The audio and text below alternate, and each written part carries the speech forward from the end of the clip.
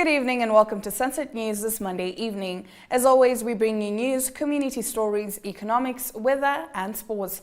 I am Diana Master. In the news tonight, Industrialization Minister Lucia Ipumbu gives an update on the Investment and Promotion Bill, which she says will help attract investment to Namibia. Ogonetlage reports.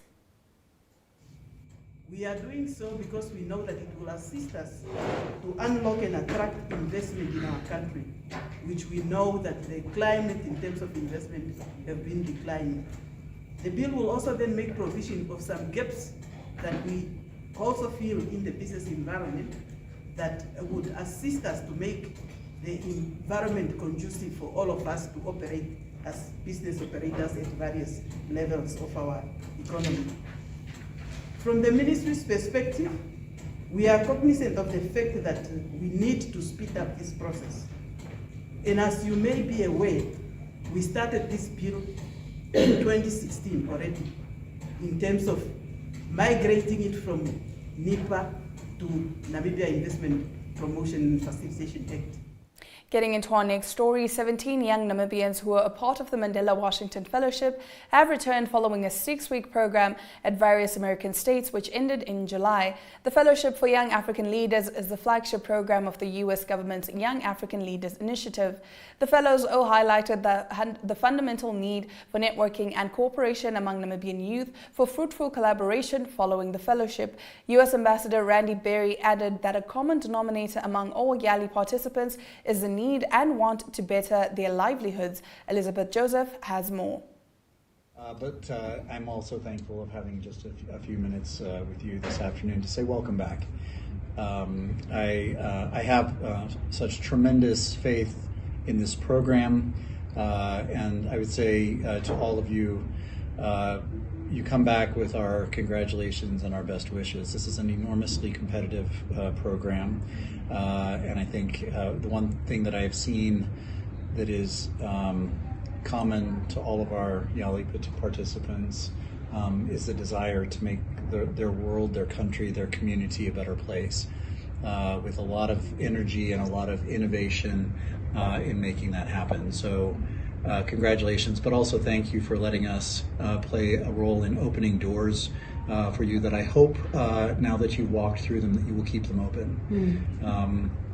I am the biggest believer in the strength of our exchange programs because they are founded in a single principle, and that is that communication and knowledge can make us closer, more linked up, more connected as we attempt to really address global challenges around the world. So I believe very much in that fundamental premise, and I hope your experiences in the U.S. have been enlightening for you. Matthias Mbundu, the Deputy Chairperson on the Parliamentary Standing Committee on Economics and Public Administration, explains that their trip to Oshana region is for oversight visits on the management of railway services, rail transport, infrastructure and facilities. The team will also visit Orangwena, Oshikoto and Otjozondjupa regions, and Tiemo Haidula has more. My name is Matthias Mbundu. I'm the Deputy Chair of Economics Committee Economics Committee on Parliamentarian Standing Committee, Public Administration. So we came here on the Oshakati rail station, so because to oversight and to see the challenge for TransNamib about the railway. So we come and do the oversight and to see ourselves with our own eye on the ground. So what's going on about the challenge for TransNamib, the railway station and the infrastructure.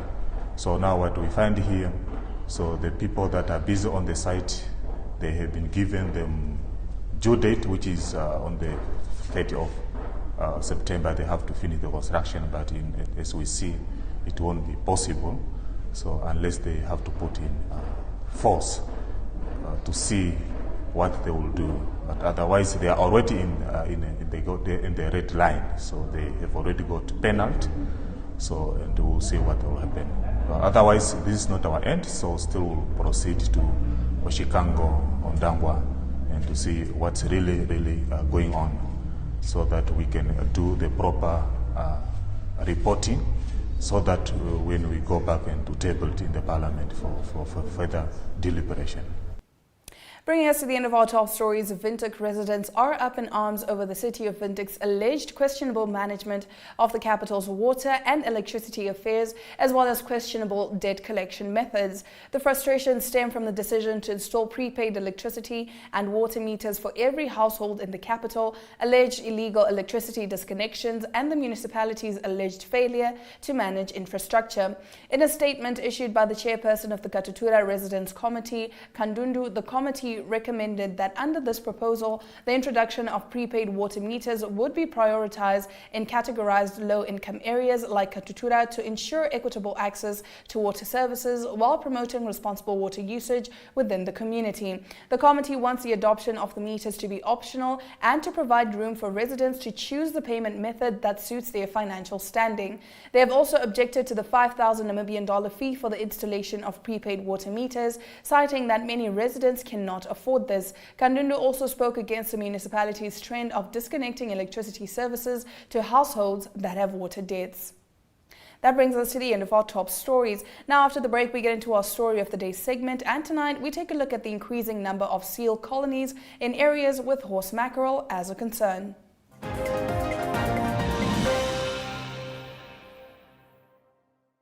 Welcome to Active Kids, a daily TV show that sparks creativity, learning, and fun for young minds. With exciting activities and lessons, Active Kids inspires curiosity and a love for learning.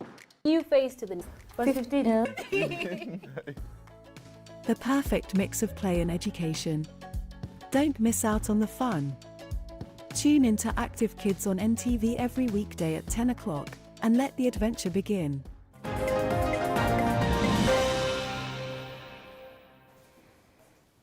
Let's get into our story of the day. The general manager of Princess Brand Processing, Adolf Berger, has raised concern about the increasing number of seal colonies in areas rich with horse mackerel, saying that they are competing with seals. Berger said this at a consultation meeting with the Parliamentary Standing Committee on Natural Resources on the devastating effect of the increasing seal population on the sustainable harvest of fish stock, which took place at PBP in Walvis Bay. Let's have a look.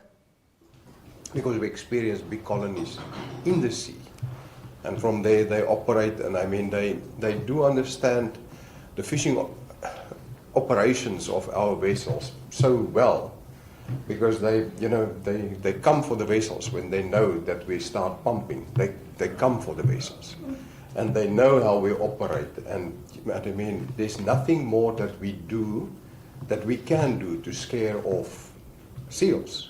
It is the damages to our pumps is significant, and the breakages is significant, and you have to stop your whole pumping, and it causes quality issues to the fish, and fix the pump and then bring it back. And by accident, sometimes some of that broken seals do get into the tanks on the vessels and then come to shore, and then the few occasions that happens, it is not a good sight in a factory when all of a sudden it looks like human body parts that's pumped out together with fish into the factory, which has got a lot of, it can have quality effects on your fish that you store.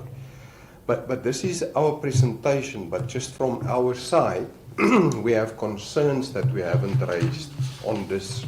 So if I can just highlight on just a few of our concerns, is that one of our concerns is, of course, by the nature of the seals, they are forming colonies close to where the real resources of the fish are, because that's what they feed on.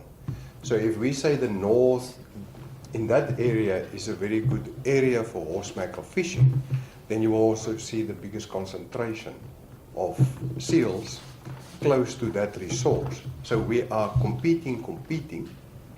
So the one question we have is that while we experience what we hear from the scientists is that the stocks of horse mackerel, horse mackerel is the biggest single species stock in southern Africa. We've got a 300,000 ton TAC, and the resource is much bigger, and no other fishing stock in SADC is as big as the horse mackerel. but yet we see a decline, and it might be because the seals are very active on that. Now, we as the industry is catching actively, but the seals have populated, they've increased tenfold in the past 2 decades. And we don't understand if we are competing that the seals are getting more and more, and the resources actually of horse mackerel might be shrinking. Stick around, our Community Talk segment follows after the break.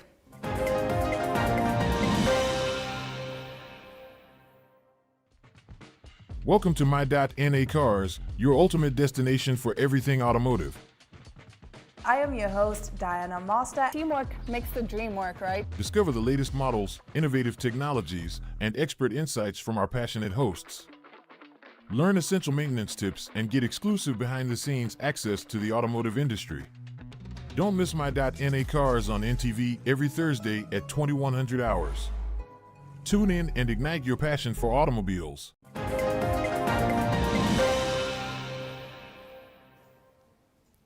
You're still watching Sunset News. Getting into Community Talk, Aletta Koch, the founder of the Ignite Dance Company, said she started the dance school in 2021 because she wanted to fuel the passion for dance in other people, as many people believe that they cannot dance. Dancing sets you free because as long as the song is playing, you forget about any responsibilities and problems. You're just free and you can just be you, she says. Let's take a look at what else she had to say. Ek is Aletta Koch. En ek het Ignite begin in 2021. Okay. Die rede hoekom ek die naam Ignite gekies het is dans is by my absolute passie. Daar was nog nooit 'n dag wat ek moet gaan klas gee of perform wat dit vir my werk was nie. Dis 'n passie, dis iets wat binne my opborrel. En my mense wat saam met my dans en vir my dans voel dieselfde daaroor. Dans is vir ons deel van ons daaglikse bestaan soos asemhaal vir mense is. Ons kan nie ons lewe indink sonder dans nie. En vir my gaan dit daaroor om daai passie vir dans by ander mense te ignite. Want baie mense kyk na dans en dan, o nee, dit lyk moeilik of dis nie vir my nie, dis uit my comfort zone uit. Maar weet jy, ek dink na COVID moet almal in daai mindset wees van let's try it. Try it at least once. Ek wil dit regtig maak dat dans nie net vir sekere mense is nie. Dans is vir almal. Die mense wat vir my sê ek het 2 linkervoete. Kom, ek kan jou leer dans. Dit hoef nie hierdie baie stywe formele, daar's soveel tegniek aan te wees nie. Dans kan lekker wees. Dans moet vir jou lekker wees. As iemand vir 'n klas by my kom en hy kan nie na die tyd vir my sê, weet jy wat, ek het hierdie klas geniet nie, dan voel ek nie goed oor myself en dan het ek my werk gedoen nie. Mense moet dit geniet. Couples as hulle na my toe kom vir dans, dit moet amper wees soos 'n date night vir hulle. Tyd wat hulle saam spandeer, wat hulle saam met mekaar leer werk, wat hulle saam leer lag weer. En ja, okay, julle kry nie iets reg nie. Dan werk julle saam daaraan tot julle dit reg kry. Natuurlik kan ek vir die mense wat nou wil ernstig danse goed, kan ek die tegniek leer. Ek het al my training, daai is nie 'n probleem nie. Maar as jy dit nie geniet nie, why are you en die fire dancing, ek en Luca het mekaar ontmoet. Hy was op Kamenjap en toe sy res toe, wat hy daar met die vultures en die pangolins gaan werk het en hy toe windhoek toe getrek. Hy geen vriende gehad nie en hy het besluit, weet jy wat, hy gaan die dansstudio join, miskien ontmoet hy so nuwe mense en goed. Luca het by my begin dans en toe het ek uitgevind toe hy op die plaas was met al die tyd wat hy alleen was. Al die tyd wat hy alleen daar was, het hy video's gekyk oor fire dancing, want dit het hom nog altyd gefascineerd en hy het begin oefen met 2 tennisballe en 2 toue. En 2 tennisballe en sokkies het hy begin oefen op die plaas. Okay. En hy het vir my gewys en ek sê vir hom, maar weet jy, kom ons oefen. Kom ons probeer. Mense sal nooit weet as jy nie probeer nie. Op die ouend het ons sy eerste Fireboy vir hom bestel by Fire Tribe in Suid-Afrika. En ek dink daai eerste oomblik het ons albei daai hartklop gehad van, "Sjoe, wat doen ons?" En dit was vir hom die oomblik toe hy doen, toe sê vir my, hierdie is my. Stick around after the break, we head into economic news.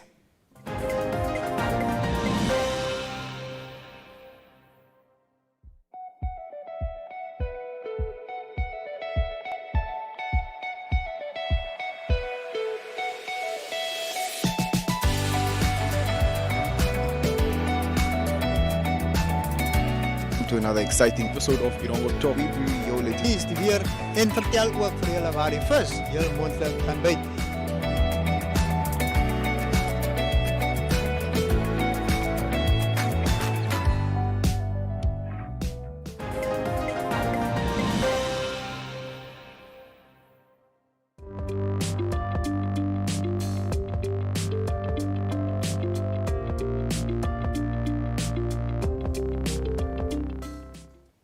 And now for economic news.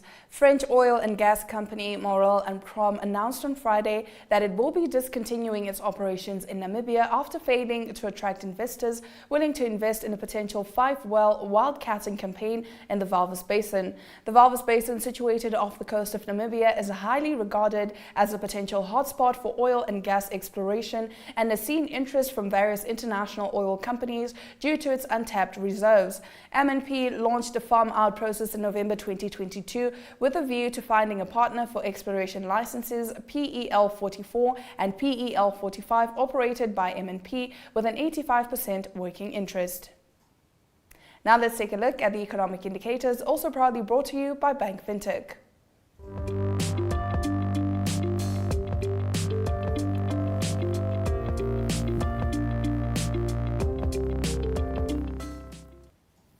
The Namibian dollar trades at 23.85 to the British pound and at 20 Namibian dollars and 57 cents to the euro, while 2 Namibian dollars and 60 cents buys you 1 Chinese yuan. Looking at commodities, all commodities did take a dip, with gold taking a dip of 0.37%, copper 1.40%, platinum 0.31%, and Brent crude oil 0.88%. In international news, after the break, a Spanish murder suspect was taken to the Thai detention facility. Stick around for the full details of the story coming up after the break.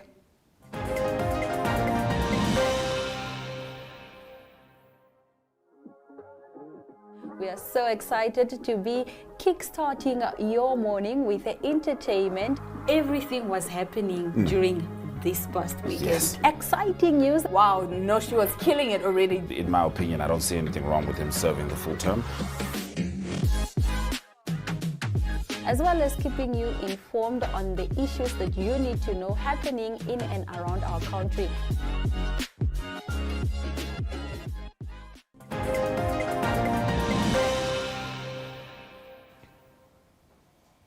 Heading into international news, Spanish suspect Daniel Sancho Broncalo was taken off the popular Thai tourist island of Koh Phangan earlier today to a detention facility pending the investigation of an alleged murder he earlier admitted to.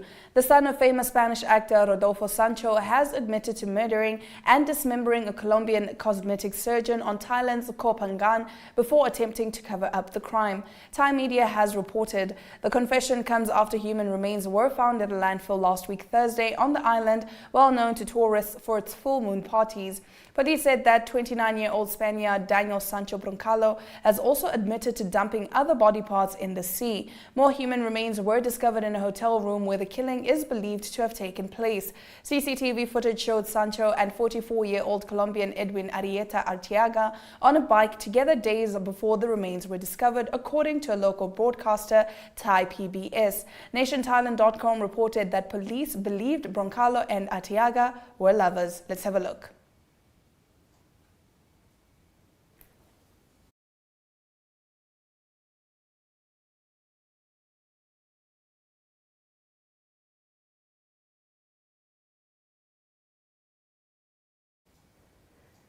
Getting into our next story, Rahul Gandhi returned to India's parliament early today after a Supreme Court ruling boosting the profile of his Congress party and his opposition allies ahead of a no-confidence vote against Prime Minister Narendra Modi's government. Gandhi entered the parliament building after showing respect to the Statue of Freedom movement leader Mahatma Gandhi in the complex after lawmakers from Congress and other opposition parties had gathered outside to welcome him. The return of Gandhi, the sign of one of India's most renowned political dynasties, to parliament is expected to strengthen the voice of the newly formed 26-party opposition alliance led by Congress. Gandhi, 53, was convicted in March over 2019 comments deemed insulting to Modi and others with the same name and lost his parliamentary seat upon conviction. The Supreme Court last week suspended the conviction, allowing Gandhi to return to parliament and contest next year's elections. Now let's take a look at the weather forecast.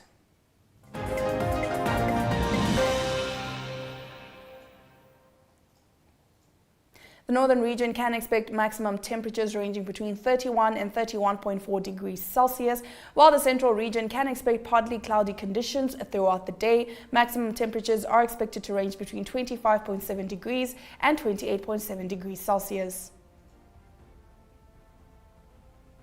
In the southern region as well, maximum temperature ranges between 16.7 degrees and 26.9 degrees Celsius, while minimum temperature ranges between 9.3 degrees Celsius and 15.1 degrees Celsius. The coastal region has maximum temperature range of 16.7 to 23.8 degrees Celsius. Now let's take a look at the sports package, proudly brought to you by SportTrap.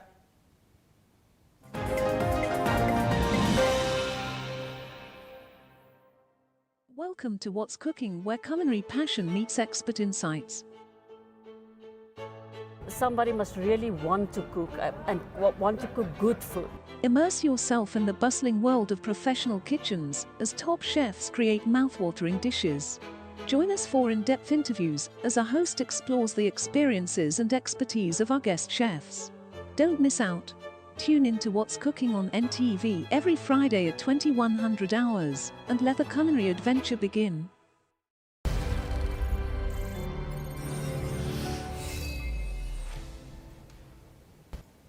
Well, good evening, viewers. On today's Sunset News, brought to you by SportTrap, the Bowls Champion of Champions tournament took place at the Eros Bowling Club over the weekend, while all the bowling clubs in Namibia showed up to participate in the competition. Leslie Vermeulen from the Eros Bowling Club secured first place in the women's singles, with Connie Yankees from Tsumeb securing second place, while in the men we have Axel Kragenboel from the Swakopmund Bowls Club, who was on top of his game as he secured first place, with Skalk van Wyk from Trans-Namib Bowling Club coming in second place there.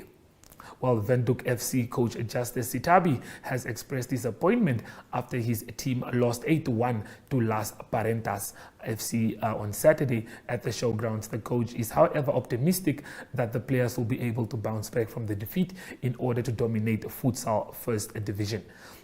Speaking of rugby, the FNB Unam Rugby Club's first team took hold of the Chandler Plateau Challenge floating trophy by defeating FNB Kudus 2013 in a thrilling NRU Premier League match at Jan Vulcan Stadium.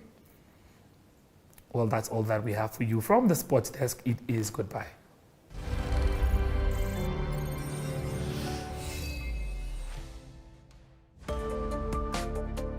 Namibians are still safe. Everywhere else, the Supreme Court said we are not going to rely on foreign judgments. By all means, we try to not make journalists public figures, but at the end of the day, they are. Very good evening. My name is Taiwan Jabala, your host. With their Protestant offsprings. But the implementation, like she's saying, is another thing.